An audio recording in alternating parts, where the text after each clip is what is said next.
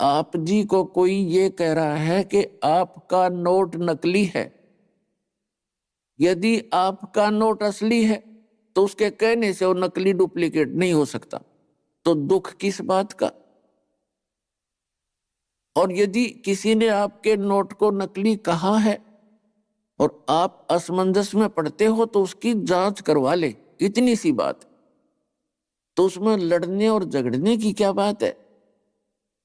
वो तो दुष्ट लोग झगड़ा करते हैं, जैसे कोई डुप्लीकेट माल बेच रहा हो और उसको उसके विषय में कोई किसी ग्राहक को बता दे कि उस दुकान पर डुप्लीकेट माल बिके भाई, तो वो लड़ने के लिए आता उस बताने वाले के लिए कि तूने क्यों मेरी पोल खोल दी।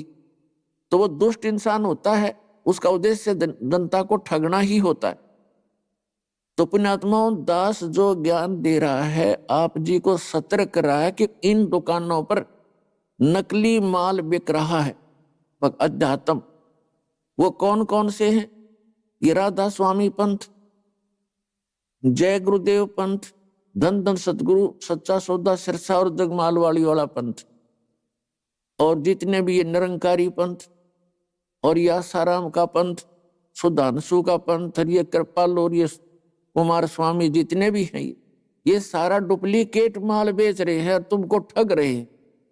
दास ढोल के डंके पे कह रहा है और ना जवाब दो सामने आके, इसमें लड़न की क्या बात है।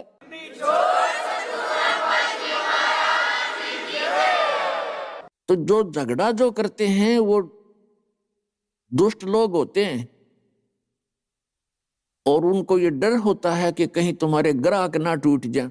उनको केवल अपना माल बेचने से मतलब है और दुनिया को ठगना ही उद्देश्य होता है। वो परमार्थी प्राणी नहीं होते। तो पुण्यात्मा, सबसे बड़ा घोटाला दास ने इस भक्ति मार्ग में देखा।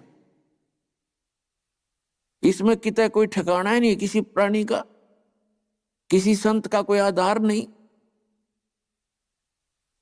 जिस कारण से आप जी का जो जीवन है उन नकली संतों के पास व्यर्थ हो रहा है।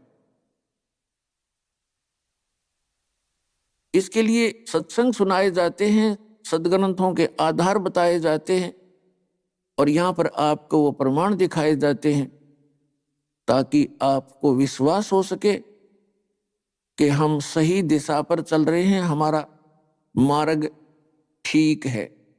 तो उसके लिए कुछ महापुरुषों की कथाएं सुनाई जाती हैं